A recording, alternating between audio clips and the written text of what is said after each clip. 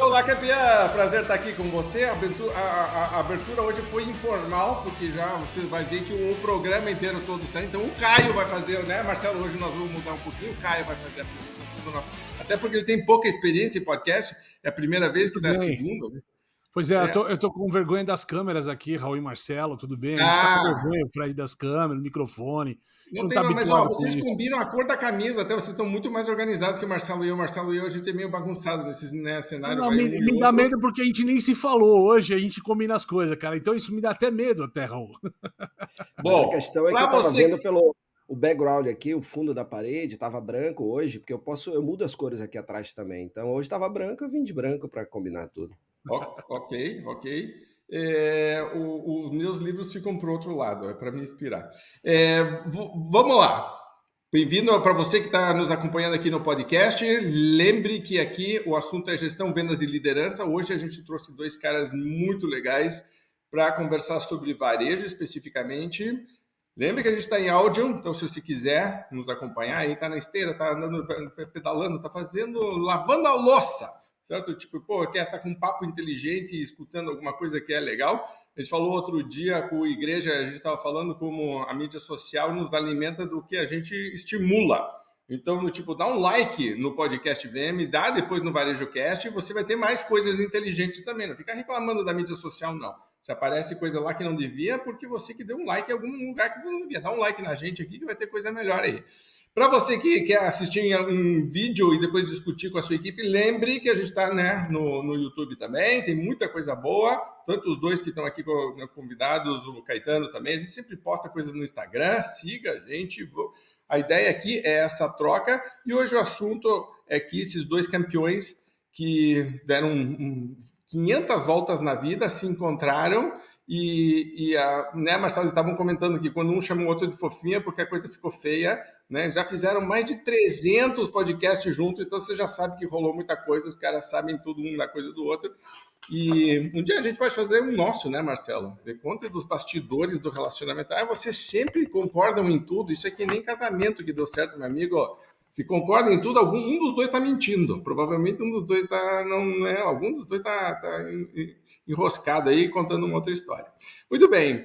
Caio e Fred, super bem-vindos, muito obrigado. O assunto hoje aqui é varejo, vamos falar sobre isso. E a gente sempre começa os nossos programas com o Marcelo, dando uma pitada filosófica aí, pensamento e abrindo o programa. Marcelo, hoje, inclusive afebrado, gente, para vocês que estão nos acompanhando aí, sim, isso acontece que eu também acho que a gente é super-herói, que a gente viaja aqui pelo Brasil inteiro e está sempre super bem disponível. Não, de vez em quando a gente tem os, né?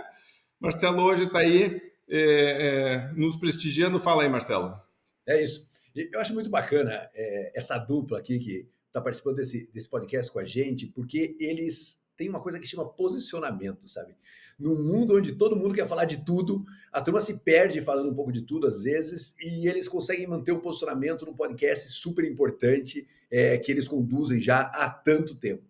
E eu acho que isso é um diferencial, sabe? Eu vejo que as pessoas ficam pulando muito, às vezes, sobre assuntos. O varejo agora apertou, vamos achar uma outra. Não. O varejo está funcionando, está acontecendo, está mudando, está se transformando. E alguém tem que levantar essa bandeira do varejo e falar assim, pô, continua aqui junto com a gente. E é muito mais fácil mudar, né? É muito mais fácil falar, agora vamos falar só de outro assunto aqui, esquece o varejo. E aí a galera que segue fica órfã. Então, mais do que um agradecimento pela participação de vocês, para que você que está nos ouvindo reflita sobre posicionamento. Como é que você está posicionado? Como você fica realmente consistente no que você faz do dia para a noite, como eles, depois de tantos podcasts assim? Perfeito. Eu vou começar, Caio e Fred, antes de passar para a primeira pergunta, porque ela, na verdade, está ligada. Há alguns anos atrás, um pequeno shopping de rua ficou vago aqui nos Estados Unidos, na cidade onde eu moro, foi colocar uma placa de vende-se, e eu tenho uns amigos que são brasileiros e que moram aqui também, que disseram, vamos comprar, né? Vamos fazer um grupo aqui, vamos comprar. Eles já investiam em real estate e falaram, vamos fazer um projeto diferente. E eu super me empolguei com a ideia, porque eu já estava com ideias de como fazer coisas, né, tipo, para atrair público, ia fazer experiência, já estava pensando assim, vou colocar em prática tudo aquilo que a gente defende. A gente precisava apresentar 20% do valor de compra, o resto a gente financiava. Quando a gente conseguiu juntar o dinheiro, fomos para o banco falou não, porque o varejo estava fadado ao fracasso todo mundo vai ser Amazoned, eles usam o termo, vai ser amazonado, certo? E a gente acha que é muito arriscado esse projeto de vocês, não liberamos o financiamento. E a gente ficou super frustrado com isso, porque o banco estava vendo um futuro negro e aí cria um ciclo que se autoalimenta, né? Porque aí aí tem menos, etc. Vocês acabaram de participar do Web Summit, mas vocês participam de vários eventos aí, né? Qual que é a visão de vocês sobre isso? Fala rapidinho sobre transformações que vocês estão vendo. Principalmente, o que vocês acham que está meio exagerado, que é meio modismo, que os caras estão dizendo, meu Deus, vai acabar, e vocês acham, não, na verdade não vai acabar. E tem outras coisas que sim, talvez não seja mais necessário ou precisa mudar.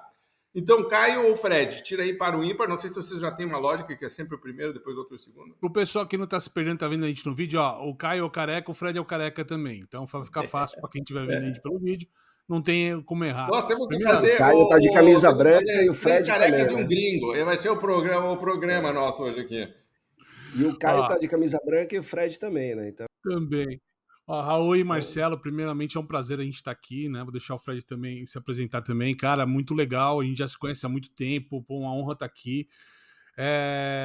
Cara, esse negócio do apocalipse do varejo, que acho que é o termo que a mídia, né, propagou muito lá atrás, isso há alguns anos já, falando, inclusive muito foto dos Estados Unidos de os shoppings lá abandonados e tudo mais, não é uma coisa nova.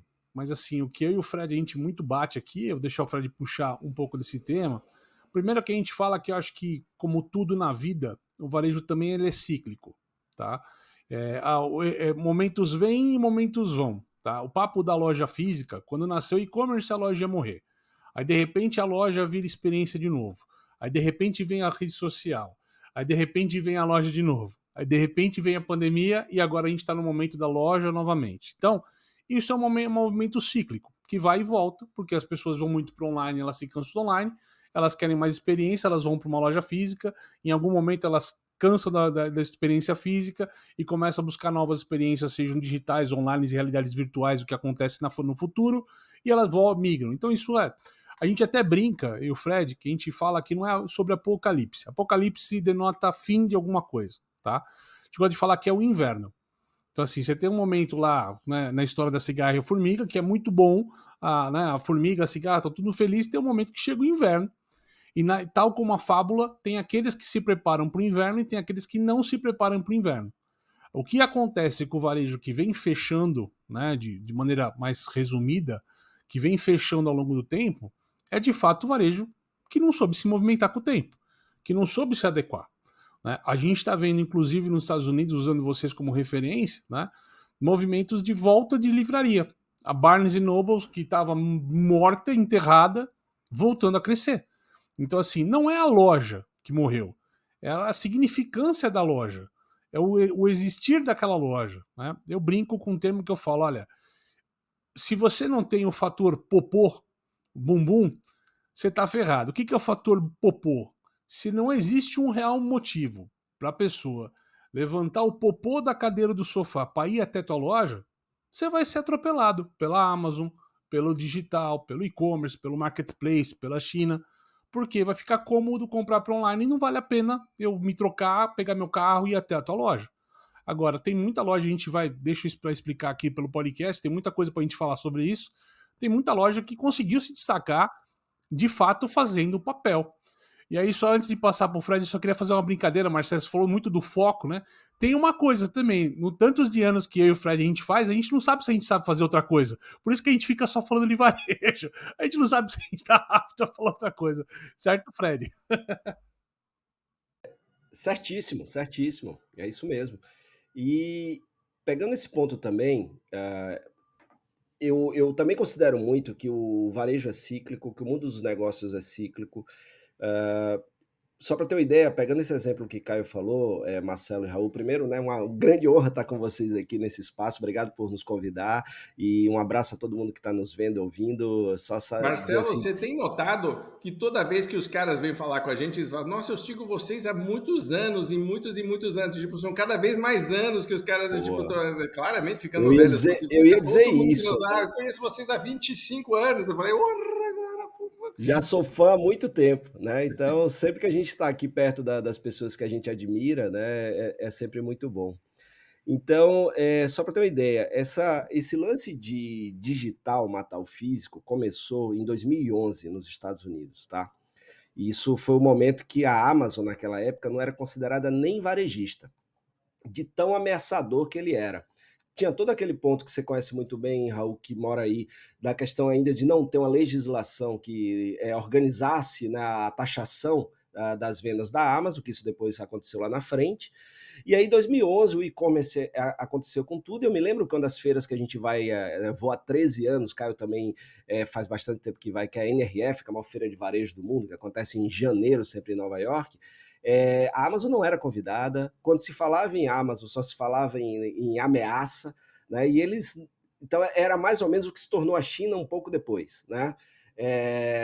Aí o que acontece depois de 2011 que a gente tem o e-commerce, aí a gente vem com o Zemote lá do Google, que é o momento zero da verdade, depois vem com o showroom, né, aquele conceito de você estar numa loja física, mas está consultando online, e aí você manda comprar na loja online e receber em casa.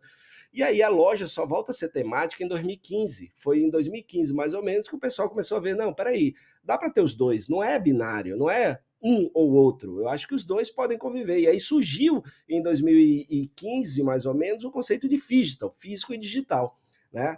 E aí a gente vem nessa sequência e a partir daí parou-se de falar que o digital ia matar o físico, né? A Amazon começou a ser encarada como um modelo interessante. E aí, por exemplo, um grande player que o Walmart comprou um concorrentezinho pequeno lá na região de Nova York chamada Jet.com, começou a fazer sua incursão no digital. A Amazon, por sua vez, começou a fazer sua incursão no físico, né, abrindo mais de 500 lojas, comprando Whole Foods, né, entre outras coisas. E aí a gente começou a ver, não, o caminho é esse, é on e off. E eu me lembro até de uns dados da Macy's, que onde eles tinham loja física e e-commerce, você tinha 30% a mais de faturamento quando você tinha a união dos dois, né? Então, um alimenta o outro.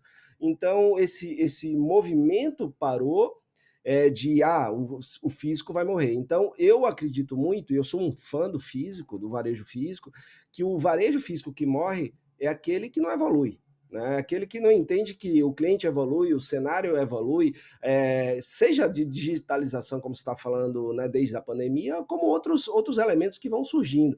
Caio citou o exemplo da Barnes Noble nos Estados Unidos, mas só para ter um exemplo, no Reino Unido, a gente tem o maior número de livrarias abertas desde 2012. E aí, qual é o grande negócio? É uma coisa que Marcelo estava falando aqui antes de posicionamento, né? Porque os caras definiram o seguinte, e isso começou inspirado pelo modelo da Camp, aquela loja de brinquedos que quando não tinha mais brinquedo nos Estados Unidos, loja de brinquedos, Toys R Us fechada, F.A.O. Schwarz fechada, e os caras abriram uma loja de brinquedo que cresce pra caramba, que é lucrativa, que é rentável.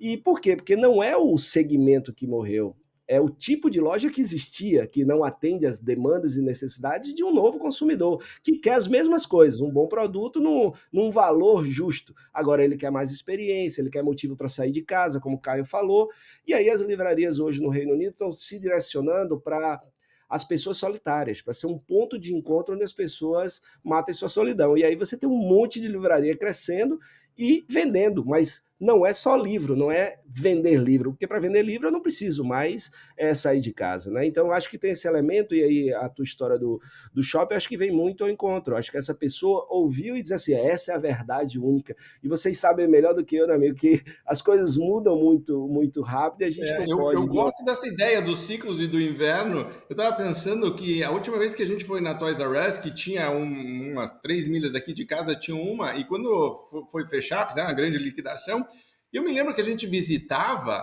e eu ia com os meus filhos e eu dizia, meu Deus do céu, que desperdício isso aqui. Isso aqui podia ser o maior playground do mundo. Isso aqui é um parque de diversões. Os caras eram muito ruins, o atendimento era ruim, a caixa estava mal. Não podia, as crianças não podiam tocar em algumas coisas. Dizer, pelo amor de Deus, é a criança, porra, sabe?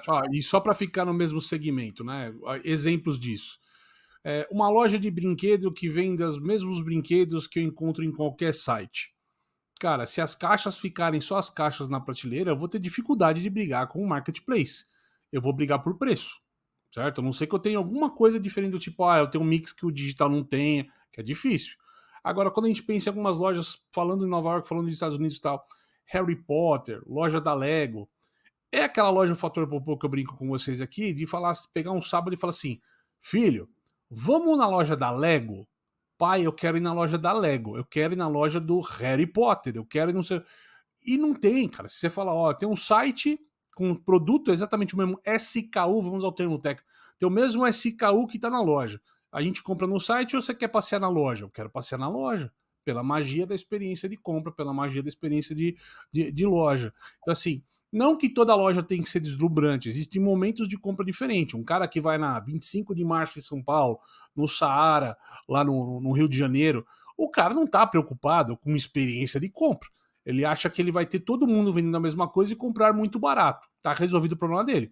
Entendeu? Em algum momento, esses caras estão apanhando hoje do digital, do e-commerce, porque sair de casa para comprar capinha de celular ou cabinho de iPhone não vale mais a pena. Talvez a capinha ou cabinha eu compro num site da China que vai me entregar hoje, eu tenho certeza que ele me entrega de um jeito rápido. E acabou. Então, assim, mas são experiências distintas que o cara pode ter. Nem sempre a experiência tem que ser uma jornada só de entretenimento. Não precisa. Então, tem vários tipos de jornadas diferentes. Tem varejo de conveniência, por exemplo. Não, Eu espera compro aí, porque espera tá aí. perto. Não aprofunda aí que nós vamos abrir esse assunto aí. Marcelo, Bora. fala aí que eu vejo que você quer falar alguma coisa. Não, na verdade é assim, né? Quando a gente fala com pessoas que têm consistência no que elas fazem, elas estão falando de comportamento da sociedade mais ou tanto quanto estão falando do negócio. Né? Então, assim, a livraria que a galera vai porque está solitária é uma sociedade mais solitária que precisa achar lugar para se encontrar. Isso pode se dobrar em 1 milhão de negócios, né? Porque é um comportamento da sociedade que está lá isolada e todo mundo trabalhando sozinho. Então, esse repensar social é super importante se você quiser ter perenidade no seu negócio. Eu falo muito isso quando a gente fala com o distribuidor, né, cara? A distribuidora comprava o produto, revendia o produto. Agora o distribuidor tem 1 milhão de empresas dentro de uma distribuidora. E ele tem que se reinventar, ele tem que ser bom em várias coisas, porque senão uma só não ia funcionar. Então, acho que esse comportamento de questionar e de se reinventar é super importante, porque senão a gente acaba vendendo para quem não está mais a fim de comprar ou daquele jeito, e as pessoas demoram muito para repensar isso. A gente fica contando esses casos. Oi? Para isso a gente tem um negócio super legal, Marcelo. Puxa aí, Fred, local. Tem 2 pontos aí. Primeiro, né, Caio estava falando de experiência, mas vamos lembrar que experiência do cliente é você atender a expectativa dele ali, né? A experiência é boa quando... Então, às vezes, o cara vai na 25 de março, né, Caio? Mas ele não está esperando um atendimento, estacionamento, ele está esperando o quê? Encontrar o produto que ele foi buscar. Ele tá esperando encontrar o produto que ele foi buscar no preço que ele quer pagar. Isso para ele é a experiência, né? Porque quando a gente fala em experiência, fala em Disney, fala na magia, mas nem todos os negócios precisam seguir esse playbook, essa cartilha, né?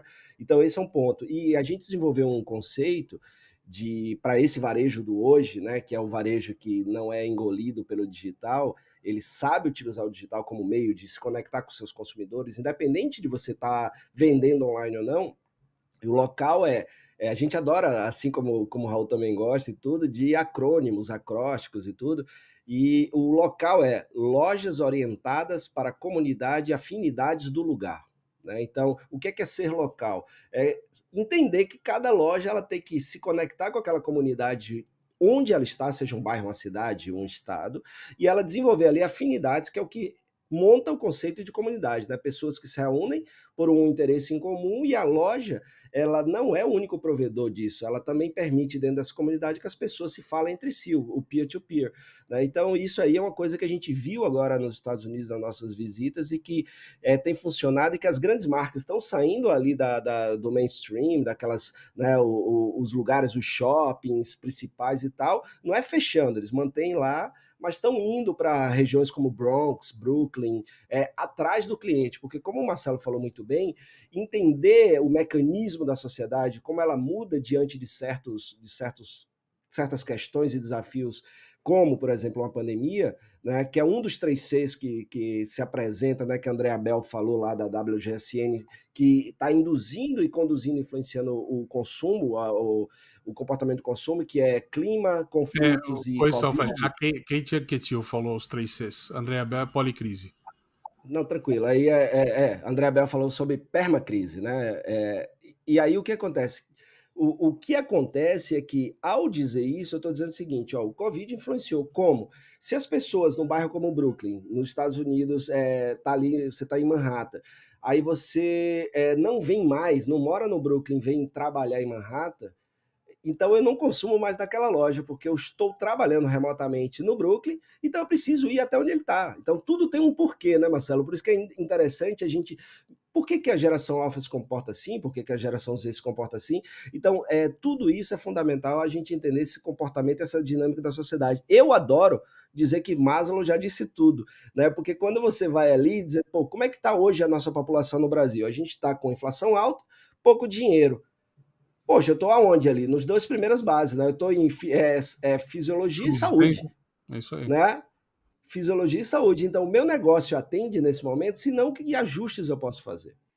Reprioriza. Agora você vê que então que interessante que muita gente está apegado a um modelo e não à missão, né? Então, tipo, o meu modelo, eu sou varejo físico, então eu não vou ter e-commerce, eu não vou ter não sei o que, porque o cara tá preso no modelo, né? E aí você fala, não, mas espera aí, qual que é a tua missão? E a tua missão permite ter essa fluidez de canais, de opções, né? Mas, Caio, cara, quando você olha assim para cima é porque você está claramente neurolinguisticamente pensando em algo inteligente para compartilhar com a gente. exatamente é o fato. Eu não consigo nem esconder. Minha cara de pôquer é péssima, cara. Você está com cartas muito boas aí. Vai O ao in. fato, o grande fato ali, exatamente quando que a gente fala do cara não mudar o modelo dele no varejo, e eu costumo falar muito disso, palestra há bons anos dessa história, é que quando eu comecei lá 20, 25 anos atrás, a gente falava que o maior ativo de um varejista era a expertise dele. Aquele que ele aprendeu a fazer, né? Pô, o seu Manuel lá da vendinha, ele atende como ninguém e tal. Ele aprendeu aquele ofício e se agarrou àquilo que aprendeu. O que aconteceu com esse varejo, e a imensa maioria do varejo brasileiro ainda é familiar, seja porque o cara empreendedor criou um negócio aqui há pouco tempo, ou seja porque as famílias são centenárias, mas dá para contar no dedo as grandes empresas aí que estão fora de uma estrutura familiar hoje. Não é nenhum Magazine Luiza. O Riachuelo acabou de sair, né, da estrutura familiar, então assim, está demorando algumas empresas para saírem dessa cara, né, dessa estrutura. Mas assim, o varejista brasileiro teve sempre esse perfil de se agarrar àquilo que ele sabia e não passar muito bastão. Eu acho que ele não muda o modelo, não é por uma arrogância, mas é por medo, cara. É assim, medo do desconhecido, porque ele aprendeu a ter controle. Né? O que eu mais escutei ao longo dos anos, vocês também com certeza, eu já passei outras crises, é sempre assim, depois no final tudo volta do jeito que eu sabia. Tudo dá para fazer do meu jeito sempre, porque meu jeito sempre deu certo. Lá no final sempre funciona desse jeito. O que acontece é que o mundo girou tão rápido, de um jeito tão estapafúrdio para todo mundo, que o cara perdeu o controle. Né? Quando chegou a pandemia, já se discutia ele pro digital há 20 anos. Por que o cara não decidiu pro digital? De repente ele teve que ficar digital em um mês, né, nessa história. Então, assim, o medo do varejo hoje em relação do varejista em relação ao desconhecido. Quando a gente fala hoje de inteligência artificial ou de metaverso, um tema assim que, isso aqui é modinha, isso passa, isso não vai acontecer, é porque o cara quer ficar preso na zona de conforto. De fato, não conheço ninguém que pisa na terra que gosta de sair da zona de conforto. O cara pode falar que até curte sair da zona de conforto, mas todo mundo gosta de ficar na zona de conforto. Todo mundo se incomoda em sair da zona de conforto. Então esse cara que aprendeu o ofício e achou que os últimos 40 anos que ele fez, ele pode seguir fazendo do mesmo jeito, ele já não consegue mais fazer do mesmo jeito.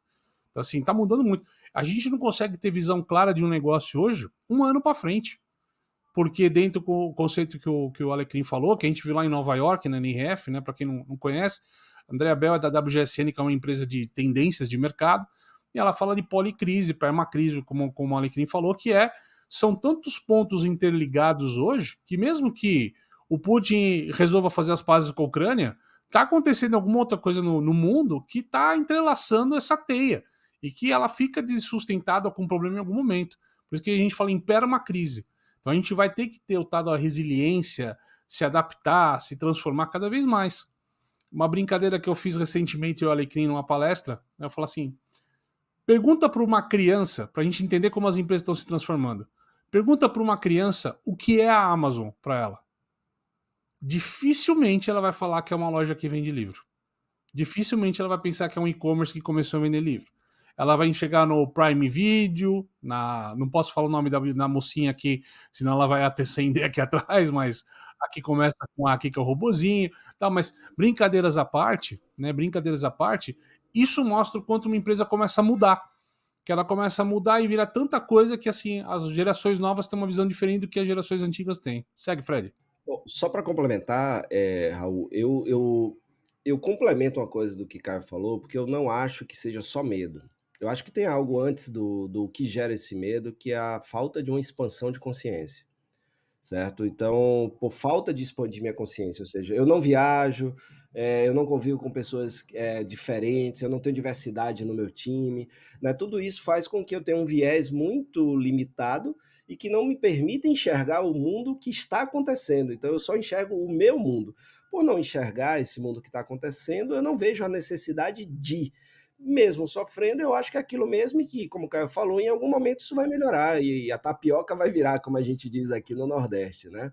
A grande questão é que quando eu expando consciência, eu começo a entender e deliberadamente poder tomar minhas decisões baseado naquilo que eu sei. E aí, por exemplo, tem uma frase que eu acho super bacana do John Maeda, né? John Maeda é ele tem um livro assim muito bacana chamado 10 lições de simplicidade. Ele é professor na Rhode Island, em Nova York. E ele fala que risco é toda incerteza que importa. Risco é toda certeza que importa. Por quê? Porque você vai correr o risco sabendo, né, aquele risco calculado, entendendo que aquilo é importante. Se der errado, quais são as consequências disso? Se der certo, qual é o impacto que você quer gerar? E aí, sem expansão de consciência, a gente vai ficar onde a gente está, como o Caio falou muito bem.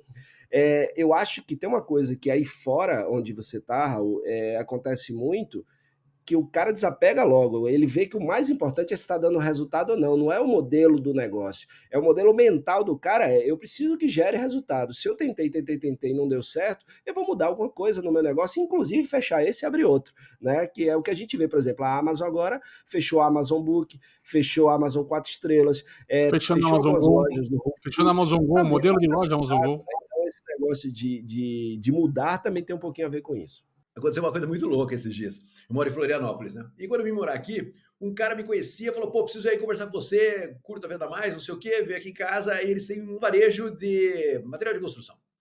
E aí, pô, uma loja legal, estruturada, fica em ingleses aqui, uma região que cresce pra caramba, não sei o quê, não sei o quê. Aí esses dias, e tava indo super bem a loja, mas eles começaram a fazer força no e-commerce, entrega rápida perto da loja, não sei o quê, não sei o quê. E esses dias, o patriarca, 70 e poucos anos, grava um vídeo no Instagram dizendo que a gente vai atender você melhor agora, que a gente tá fechando a loja. Eu falei, pá, né? E aí eu falei, cara, que louco isso, né, cara? E aí eu falei, o que tá acontecendo, né? Aí liguei pro filho e falei, cara, o que tá acontecendo? Ele falou, cara, a gente vai criar experiência em outros varejos com a nossa marca aqui dentro da nossa região e a gente vai ter uma penetração maior na região. Eu falei, beleza, aconteceu a história. Esses dias eu gosto de dar uma volta de moto, esses dias dando uma volta de moto eu passei na frente da loja.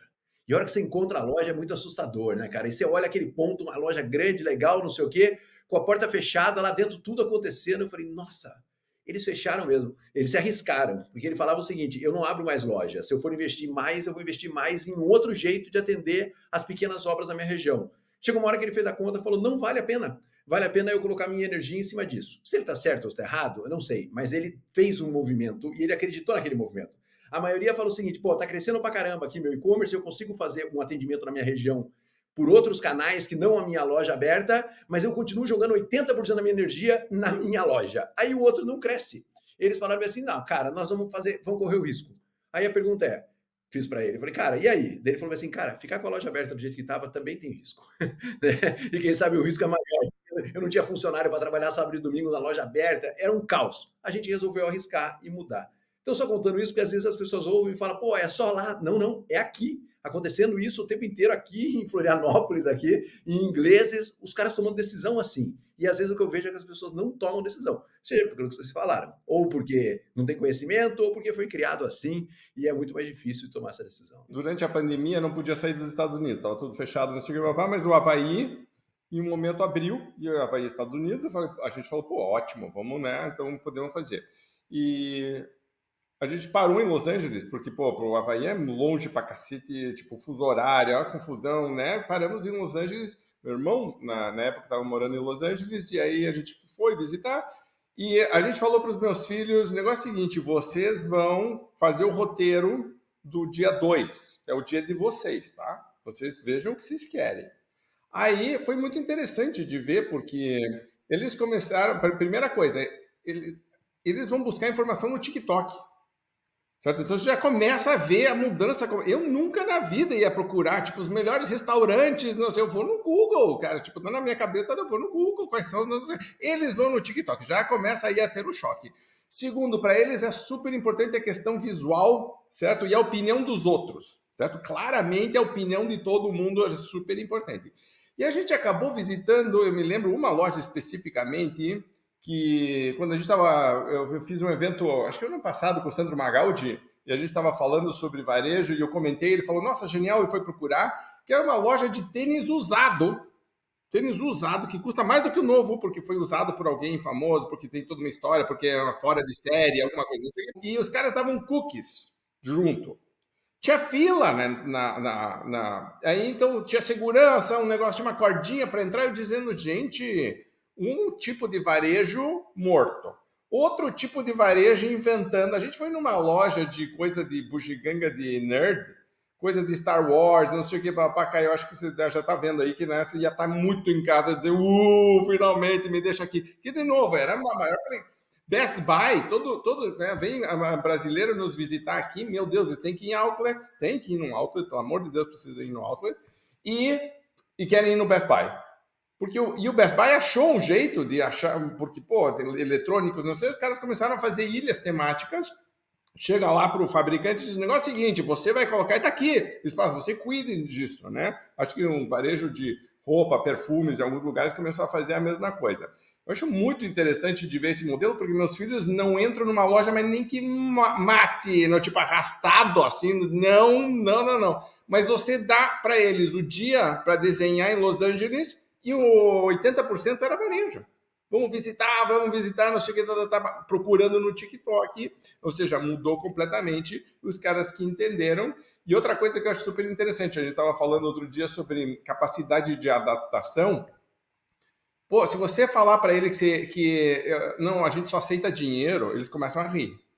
Só aceita dinheiro. Tipo, meu, se não aceita celular para pagar, tipo, meu, né? Tipo, você não tem Wi-Fi, você não tem umas coisas que para eles são as coisas mais básicas do mundo. Então você vê como o processo vai se transformando, né? E eu vejo essa geração muito mais, como eles estão bombardeados o tempo inteiro por informação.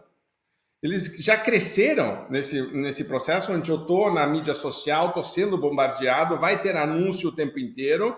A gente tem, eles tiveram aula aqui, escola pública, de como detectar que você está caindo no scam, certo? Estão tentando pegar teu e-mail, estão tentando pegar teu nome, que então, tipo, é golpe, certo? É golpe, porque aqui também tem, né? Tipo, então o tempo inteiro.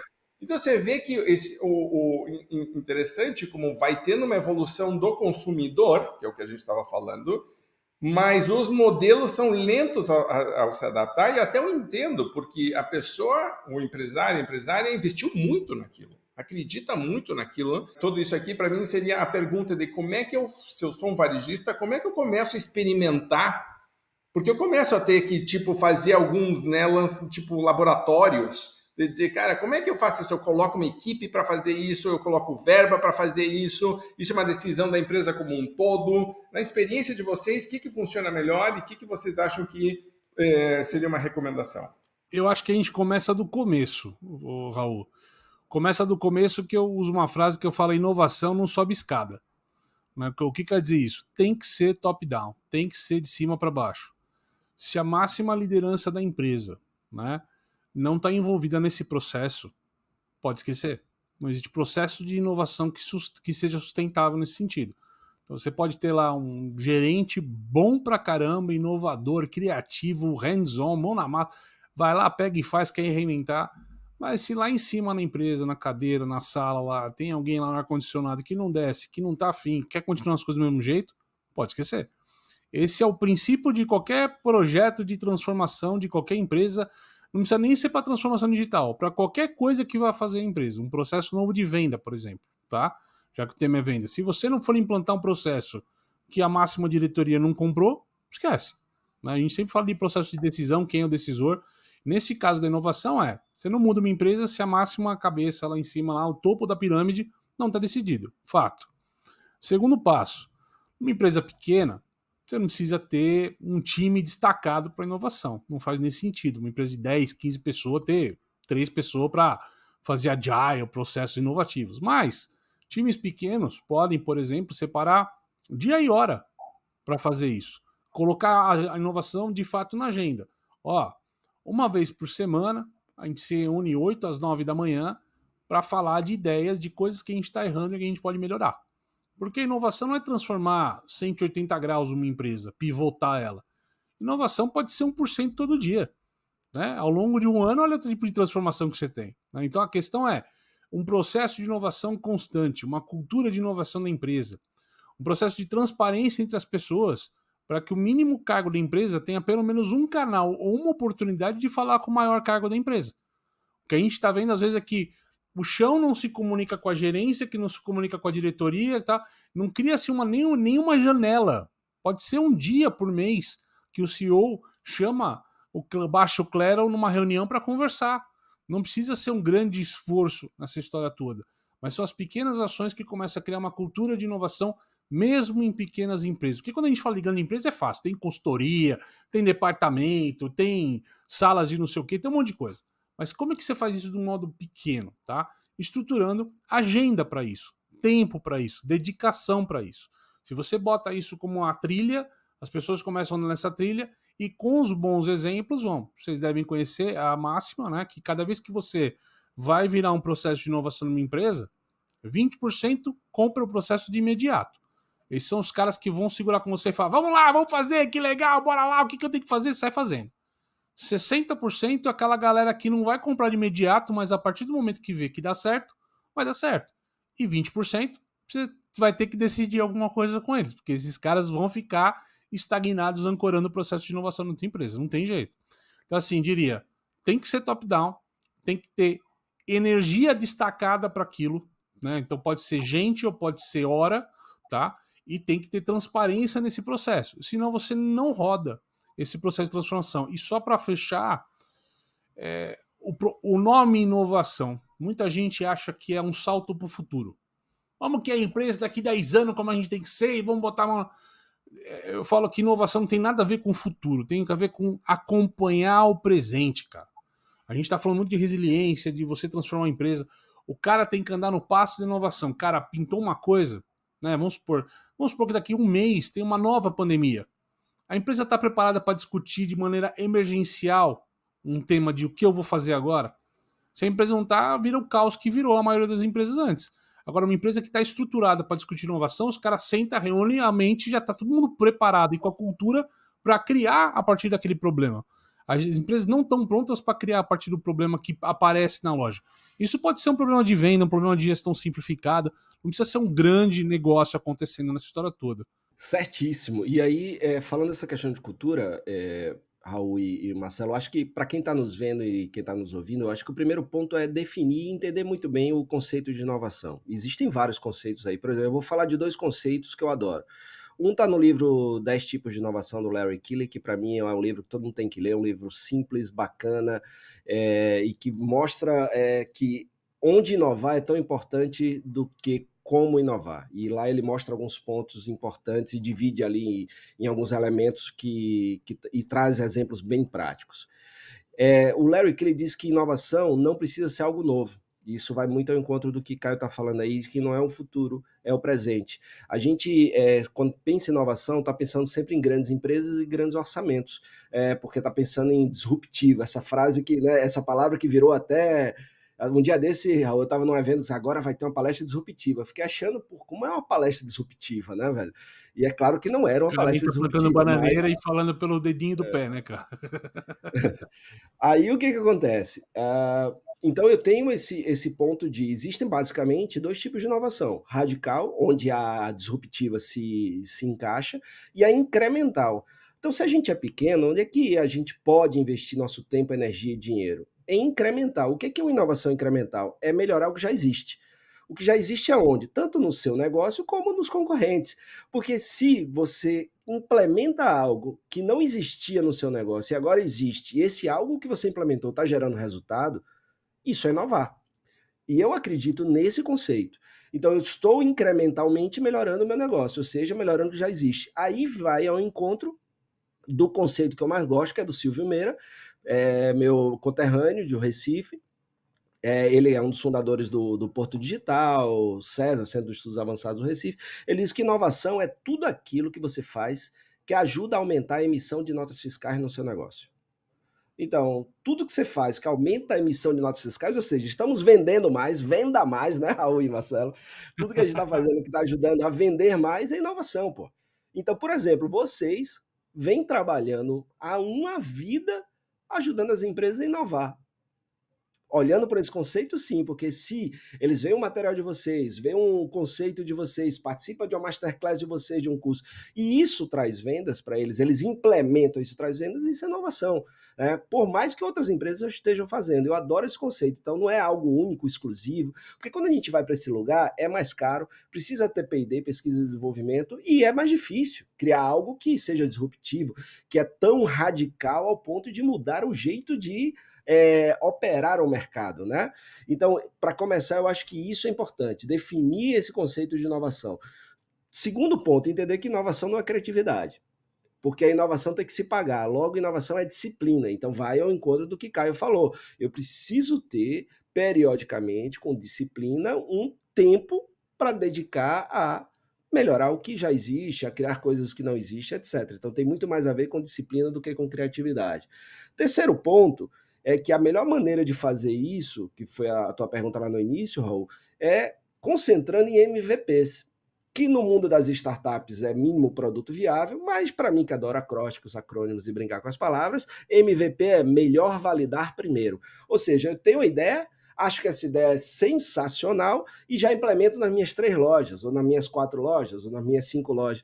E a ideia só vai ser sensacional se o cliente achar sensacional, se ela se pagar e se ela aumentar a emissão de notas fiscais. Então, por que não diminuir o risco e a alocação de tempo, energia e dinheiro com um mínimo produto viável? Ou seja, eu vou experimentar em uma loja, eu vou pegar aquele meu gerente mais mente aberta, eu vou colocar isso aqui como desafio, a gente vai trabalhar. Na hora que a gente tiver a validação, aí a gente sai abrindo, né, e expandindo. Então, esses pontos aqui, para mim, é que são importantíssimos quando a gente fala em inovação. Perfeito. Sabe que eu tenho dito para as pessoas, em vez de se apaixonar pela ideia, se apaixone por testar a tua ideia.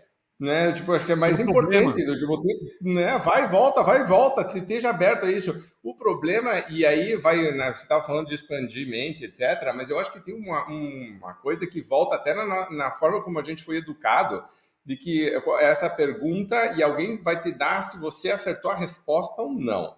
Você tem essas 5 opções, eu que vou decidir se você está certo ou não, eu que decido que não sei. Então, a gente é criado de um jeito a tentar adivinhar o que o professor está querendo que a gente responda, né? Não é nem aprendendo muito. Então, fica uma coisa de que se eu errei, eu sou menos, né? Não existe muito essa questão de testar. Eu vejo a dificuldade. Há anos que a gente fala sobre isso, de, por exemplo, fazer teste split AB. Eu trabalhava em marketing direto, a mala direta que vendia, na época, a revista Venda Mais Assinatura, teve 7 testes, onde eu testava A contra B, naquela época era correio mesmo, mandava, voltava, caixa postal, fax, putz, contava, se aí tudo tinha cupomzinho com código, não sei o que, tava voltando, não sei o que. Se eu tivesse apaixonado pela primeira versão, que eu já achava genial, mas se eu tivesse apaixonado pela versão, eu teria perdido todo o processo, que depois acabou, né? E depois, quando você chega lá, a tendência da gente é querer repetir o modelo, que é normal. Você, quando começa a repetir, você passa a ser mais eficiente. Mas nisso você começa, muitas vezes, a se afastar, né, da ideia de testar, de coisas novas, da sociedade evoluiu, etc. Né? Então, Marcelo, você quer falar antes da gente passar para o Caio de novo? Eu acho que essa coisa do disruptivo, ele trava todo o processo de inovação ou muito do processo de inovação da empresa. Porque a gente conversou esses dias com o Arthur e estava falando sobre isso, o Arthur Igreja. Cara, o que dá para usar para melhorar o que já é feito hoje? Ponto final, isso é inovação, cara. Para de ficar, o que vai combater o meu negócio no futuro? Pode ser que no meio de um monte de inovação surja esse movimento. mas não faça esperando que isso, porque senão não vai mudar nunca, senão você não evolui nunca como organização. Eu brinco muito que essa coisa do disruptivo, para mim, é igual treinar liderança com aquela visão do líder carismático. Ah, eu quero ser um líder carismático. Meu irmão, o cara que é líder carismático é líder carismático. Ele tem o jeitão dele lá, geralmente ele fundou a empresa, ele é o líder carismático. Você tem que ser um bom gestor, um bom líder. Líder carismático é outra história. Disruptivo, para mim, é a mesma coisa. Começa inovando com o básico, né? Porque o que eu vejo é que as empresas ficam paradas no básico, não trocam ideias internamente com o básico, como a gente pode melhorar processos com tecnologia ou não, e elas acabam colocando inovação como uma coisa distante. Está aí, em cada departamento da sua empresa, esperando você mexer, né? E disrupção parece que vai bagunçar tudo, vai quebrar, vai explodir, precisamos reconstruir tudo do zero. O cara fala, pelo amor de Deus, eu não quero nada disso, eu só queria melhorar um pouco. Aí os caras chegam, não, você tem que não sei o que, o cara fala, quer saber de uma coisa? Vai continuar assim mesmo, como o Caio falou, pô, sempre funcionou, aquela, né? Só que aquela história de quem mexeu no meu queijo, né? Uma hora já não tem mais queijo aí, o ratinho tem que colocar o tênis e sair para... Caio. Não, eu acho que quando a gente fala de disrupção, o meu sentimento é que é um lugar muito longe. Eu acho que o cara olha isso como um lugar muito distante da realidade dele, o disruptivo. Então, quando a gente trata de inovação, a gente fala, começa pequeno, cara. O que você tá fazendo no atendimento, na venda? Puta, da coisa mais idiota é teu caixa olha o cartão do cara e fala, obrigado, fulano. Né, da coisa mais besta que pode ser começar 1% ou 0,5% melhor, algo que, putz, seja válido. Esses dias aqui atrás estourou um case de marketing super legal, uma pizzaria de bairro, né, vamos falar, eu gosto de falar de coisas mais banais, mais cotidianas possíveis, assim, sabe? Para mostrar que é para todo mundo. Pizzaria de bairro, o cara chegou num bairro novo aqui em São Paulo, acho que era no Brooklyn, e pegou um prédio e mandou para cada apartamento uma pizza brotinho do tamanho de uma esfirra, né, tradicional, pequenininha, bem pequenininha, nem a brotinho mesmo, bem uma amostra, com uma caixinha arrumada, falando, ó, isso aqui a gente tá chegando no bairro, isso aqui é uma amostra para você ter um pedacinho de como é boa a nossa pizza, para você pedir a partir daquilo e tal.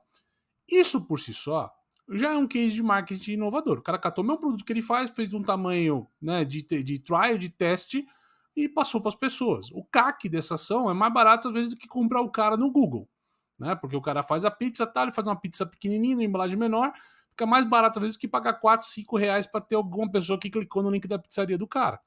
Legal, isso por si só já é inovador. Aí, olha só a sacada, né?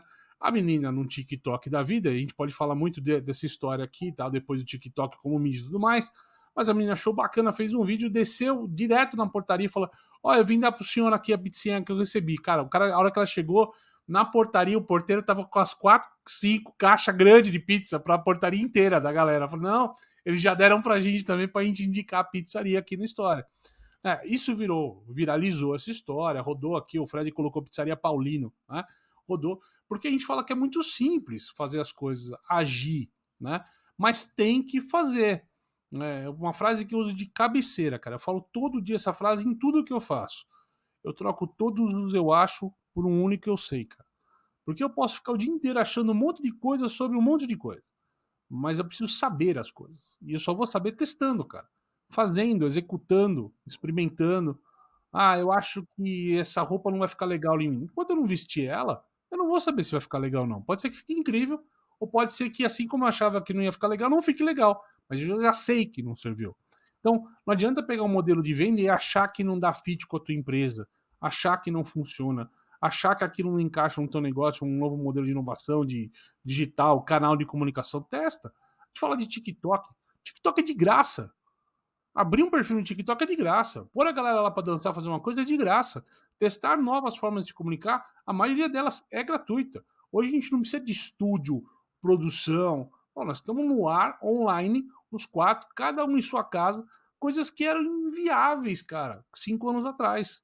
Para a gente fazer qualquer coisa ao vivo, a gente precisava de estúdio, produção, cameraman. Então, acabou. Então, assim, o mundo tá muito simples. É catar o celular e começar a fazer, cara. Não tem muita história. Eu acho, sabe, Caio, que para complementar, e Marcelo e Raul, a gente tem que desenvolver uma habilidade. Raul, acho que você já falou muito sobre isso na Venda Mais, em vários momentos, que é a habilidade de fazer as perguntas, né? Tem um conceito de inovação que eu amo, que é inovar e fazer as perguntas que não estão sendo feitas, né? Isso é fundamental. Então não adianta você ter, por exemplo, uma mentoria com o Raul Candeloro e não saber o que vai perguntar para ele. Pode ser boa e pode ser ruim, né? Se eu não me preparo para isso, então que tipo de perguntas eu estou fazendo para mim mesmo? Que tipo de perguntas eu estou fazendo para o meu cliente? Que tipo de perguntas eu estou fazendo para o meu fornecedor, para o meu time, eu como líder? E isso, muitas vezes, gera uma dificuldade absurda de... Se você não está fazendo as perguntas certas, a inovação não vai vir, até porque as pessoas estão desacostumando a fazer as perguntas, elas só estão perguntando uma coisa: como é que eu faço isso? Né? Então, essa é a pergunta. Por quê? Porque ele está sempre buscando um guru que já dê uma resposta pronta, que ela faça lá o Ctrl+C, Ctrl+V, e por isso que a gente está vendo tanta mesmice no nosso varejo. Né? Porque as pessoas estão buscando essa fórmula pronta, porque estão com pressa de ter resultado, só que essa fórmula pronta não vai dar resultado. Né? Muitas vezes, na maioria das vezes, não dá. E aí você precisa fazer as perguntas certas. Eu estou chamando isso, e inclusive eu vou gravar um vídeo sobre isso do Jardim de Infância das Vendas, que a galera tá pegando, e aí tem palestrante mostrando trechos das suas palestras, onde se o cliente falar A, fale B. Tá aí, se o cara fala A.1 ou XB2, né, aquela história, acho que era o Garrincha que falou, tá, mas o outro time tá sabendo disso? Eles estão, né, porque não... Aí, o senhor cliente, eu tenho que combinar com o cara do treinamento, eu já volto. Não, espera aí, deixa eu pegar aqui qual que é a resposta aqui. Eu te troco pela Alexa aí que tá atrás de você, que vai, né? Tipo assim, eu te troco pela Alexa para fazer isso aí. Tipo, ensine as pessoas a pensarem, né? Expanda a sua mente, porque a formulazinha, mas ainda a formulazinha vende. A gente acabou de fazer uma pesquisa, estamos lançando um produto novo que está em beta, está sendo testado, tem quase 100 usuários testando em beta, e eu estava lendo as respostas das pessoas que estão participando e surgiu várias vezes, eu quero a receita do bolo. Eu digo, ai meu Deus do céu, vamos voltar lá atrás, que acho que eu vou ter que gravar um vídeo de produção dizendo, não, vamos questionar um pouco isso, não é tão popular, mas a longo prazo é muito melhor, é muito mais do que as pessoas precisam. Ô, Raul, você conhece o MasterChef? Aquele programa famoso de televisão? Eu costumo usar a teoria MasterChef nesses casos, cara. Você pode pegar 10 fogões da mesma marca, colocar um do lado do outro, pegar os 10 cozinheiros ali, 10 fogões da mesma marca, 10 frigideiras da mesma marca, 10 ovos que saiu do negócio, do mesmo negócio, da mesma galinha, certo? Cada um vai fazer um ovo frito diferente, cara. Não tem 2 ovos fritos igual, cara. Pode usar a mesma frigideira, o mesmo fogão, o mesmo gás, o mesmo ovo. Vai sair cada um com um ovo num ponto, num jeito, queimadinho, menos queimadinho. Então, quando a gente fala disso, as pessoas não acreditam. Cara, existe guia. Receita pronta, de jeito nenhum. Existe alguma coisa para você entender o conceito. Eu lembrei agora, cara, de um acróstico que Ed Mussayani tem, que eu acho fantástico, que é script, né, que é o roteiro, né? E aí é superar criativamente o roteiro, incorporando personalidade e talento. Ou seja, o guia é apenas uma orientação, né? E ali você coloca o seu tempero, o seu talento, eu acho fantástico. Eu entendo isso, e eu aceito que em alguns momentos, é aquela história assim, o cara está se afogando. Eu disse, não, campeão, o negócio é o seguinte, eu vou te explicar agora o conceito da natação. Não, me joga uma boia, pelo amor de Deus, e certo? Depois você me ensina. Tipo, né? Então, tem momentos. Tomar cuidado para não pegar o coach e falar assim, mas por que você está se afogando? Você realmente está se afogando, você tem certeza? Vocês têm certeza? Né? Bom, muito bem, vamos encaminhar aqui, a gente tenta sempre ficar em 1 hora. Quero de novo reforçar muito, super obrigado pelo convite de vocês. Quero reforçar que estamos abertos a participar de vocês também, é só nos convidar também. Claro que sim, claro que sim. Então, não entendemos tanto de varejo, mas entendemos de outros assuntos. E a gente enrola bem também, né, Marcelo? Porque a gente tem muita história para contar, então as coisas vão acontecendo. Para terminar, a gente anotou vários livros que você, né, o Fred principalmente recomendou, a gente sempre pergunta aqui, então super obrigado. Inclusive, eu acabei de entrar na Amazon, os 10 Leis da Simplicidade, chega amanhã, olha que coisa incrível, né? Olha que coisa incrível. Então, falando, né, praticando aqui o que está acontecendo. Ele já me recomendou mais uns 8, que é um problema para nós que gostamos de livro. Isso aí você já sabe que já vai se enfiar numa encrenca, porque a comprinha de $15 acaba virando 138 e a mulher diz, porra, É normal. Você tá vendo a não tem quantidade mais de onde pôr. Não tem mais onde pôr. Dá um jeito, empilha aí, depois vai. Muito bem, para a gente terminar então aqui, comentários rápidos que vocês dariam. Minha biblioteca tá toda aqui, ó, tá vendo? Eu não consegui a minha esposa adora, fica lendo à noite, etc. Eu gosto do papel, tô aqui com o papel. O vermelhinho tá aqui, ó, o Kindle tá aqui, mas o resto tá para cá. Tem coisa que eu não abdico ainda não no físico. Eu adoro o Kindle também, mas o meu ficou sem bateria e nunca mais recarreguei. Então, olha, tá aqui até, ó, tá com aqui a expressãozinha dele aqui. Esse é meu Kindle, do tipo, coitado, aqui tá fraco. Pra gente terminar aqui, comentários rápidos que vocês deixam sempre quando você vai terminar uma palestra, quando você vai terminar uma entrevista e a pessoa te pergunta, ok, de tudo isso que a gente falou, o que você quer reforçar? Faz. Depois você testa, cara. Assim, faz, assim, tá na dúvida, testa.